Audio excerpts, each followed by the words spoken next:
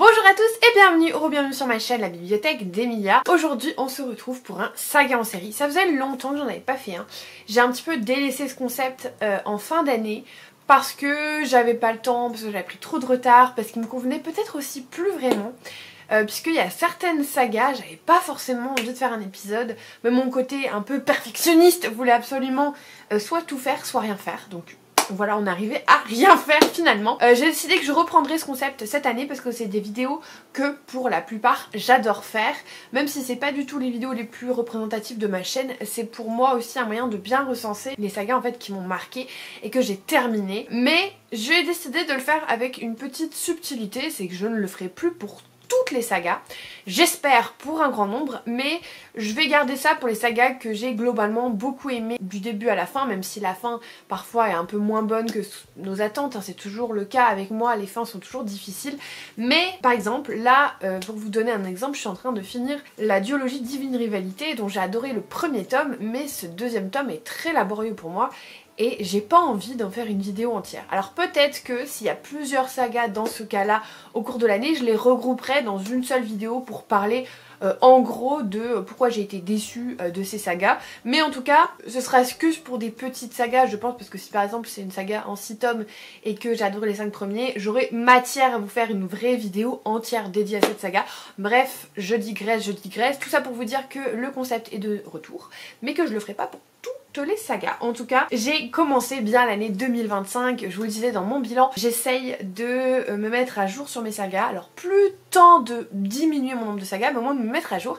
Et ma première lecture, ma première écoute, ce fut une fin de saga, et quelle fin de saga, puisque je viens aujourd'hui vous parler de la saga des détectives du Yorkshire de Julia Chapman, publiée chez La Bête Noire, qui est une saga que j'ai lue en très grosse partie sur l'année 2024. J'avais commencé les 2 premiers tomes avant, et j'ai lu les tomes 3 à 9 sur l'année 2024 et j'ai clôturé cette saga dès la première semaine de 2025 puisque j'ai lu le dernier tome.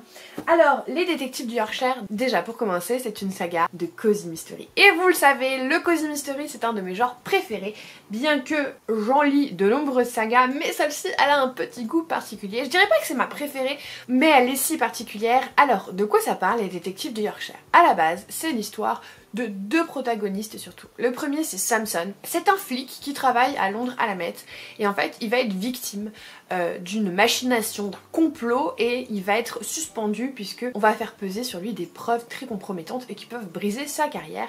Il va donc s'exiler et se réfugier dans le Yorkshire, dans sa ville natale qui s'appelle Bruncliffe, où il n'est pas franchement accueilli à bras ouverts puisqu'il s'est passé un peu un drama il y a quelques temps, juste après la mort de son meilleur ami à la guerre, et donc il était venu voir son père, il était venu notamment dans sa famille et il s'est passé des choses qui au début on ne sait pas trop quoi exactement, c'est un peu flou, mais un drama, voilà, vraiment un drama, et du coup tout le monde le regarde un petit peu comme le mouton noir de la famille, personne ne l'aime, quand il arrive tout le monde râle et il va ouvrir son agence de détective privé puisque il faut bien qu'il s'occupe en attendant son procès, sa sanction disciplinaire en gros.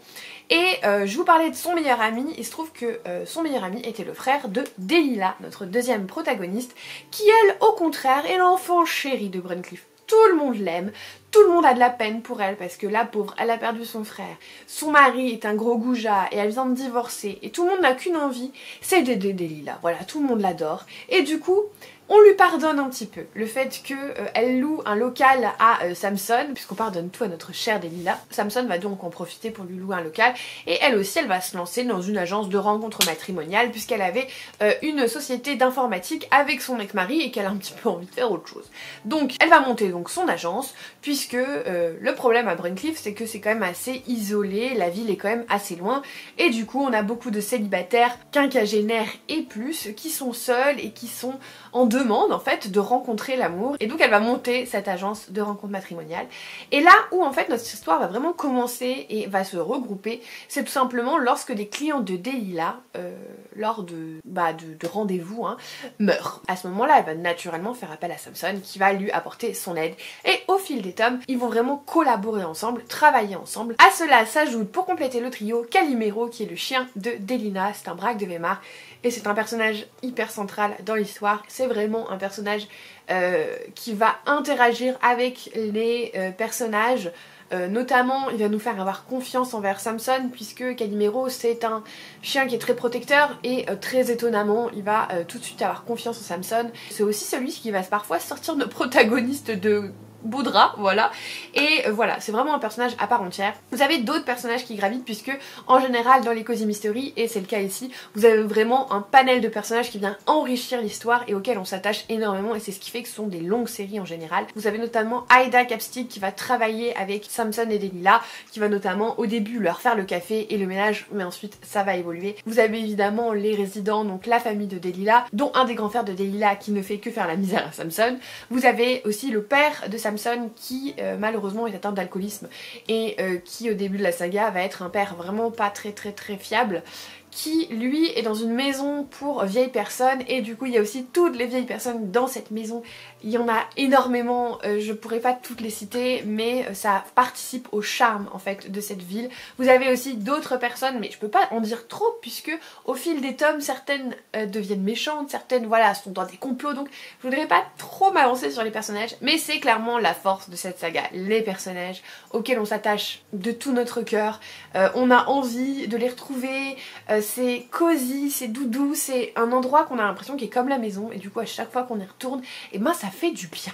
Ça fait du bien. Pour les personnes qui sont pas trop à l'aise avec le Cozy Mystery, je vous avais fait une vidéo là-dessus d'ailleurs, c'est on va dire comme un truc avec des meurtres mais gentil, il n'y a jamais de suspense non plus où on est là genre accroché, genre oh est-ce que notre protagoniste va mourir, on sait bien qu'il va bien aller, il n'y a pas de mort graphique, enfin voilà, c'est très cosy, très doudou, dans une petite ville en général anglaise, ça fait du bien, et c'est exactement ce que représente cette saga, c'est qu'elle fait du bien au moral, et moi je l'adore. Si jamais comme moi vous êtes adepte des audiobooks, sachez que la narratrice n'est autre que la voix française de Bridget Jones, et ça c'est un régal pour les oreilles. Donc cette saga, comme je vous disais, les Cozy Mystery en général c'est assez long. Et bien sûr que cette saga est longue, mais là où c'est plutôt inhabituel, c'est qu'elle se termine assez rapidement, dans le sens où il n'y a que 10 tomes. Et je vous jure que pour du Cozy Mystery, 10 tomes c'est pas énorme. Et c'est là où je veux en venir, c'est que je trouve que cette saga elle est très intelligente, dans le sens où elle se termine au bon moment. L'intrigue fil rouge était terminée déjà dans le tome 9, et l'intrigue personnelle des personnages se termine dans ce tome 10, et il était temps. Sans en dire trop, je pense que c'était le parfait moment pour s'arrêter. Puisque au moins comme ça traîne pas, c'est pas ces sensations où on essaye de revenir sur nos pas pour faire perdurer cette saga. Au contraire, elle s'arrête au bon moment, on a tout ce qu'il faut, on a notre happy end, on a les clôtures de toutes les histoires qui ont pu émerger autour de ses habitants. On a vraiment une fin correcte, très bien faite, et qui du coup n'a pas l'impression de faire traîner en longueur, ou au contraire de devoir vite allez c'est la fin, on y va. Non, j'ai trouvé que c'était juste très bien. On ajoute une petite intrigue policière en plus pour, bah pas que ce soit un tome que d'intrigue personnelle, mais ça marchait hyper bien, et moi je trouve que cette saga elle est vraiment très chouette. Donc je vais vous présenter les tomes. Le premier c'est donc Rendez-vous avec le crime, qui est un petit peu long à se mettre en place. Je vais pas vous mentir, au début j'étais pas complètement convaincue, mais avec Rendez-vous avec le mal j'ai été complètement accrochée.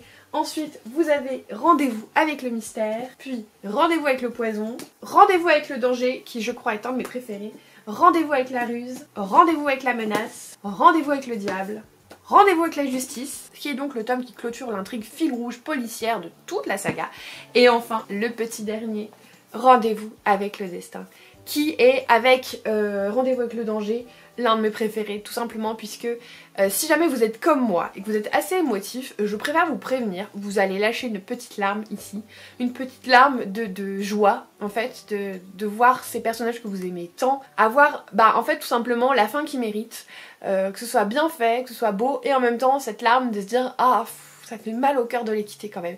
Et je m'attendais pas, je vous avoue, être autant émue, mais ça m'a fait un petit quelque chose quand ça s'est terminé. Et je suis tellement contente que ce soit terminé comme ça. Donc voilà, c'est une saga que je ne peux que vous recommander si vous cherchez en 2025 ou d'autres années plus tard, si jamais cette vidéo est visionnée dans longtemps. Si vous cherchez une saga de Cozy Mystery qui a une vraie fin, et ça c'est rare, puisque souvent elles sont en cours et il y a déjà 35 tomes. Donc voilà, n'hésitez pas, c'est vraiment une saga qui est incroyable. Vous aurez un petit peu de temps à rentrer dedans. Le premier tome est pas forcément mon préféré, mais vraiment c'est une saga qui vaut le coup. Dès que vous passez le deuxième tome, ça dépote.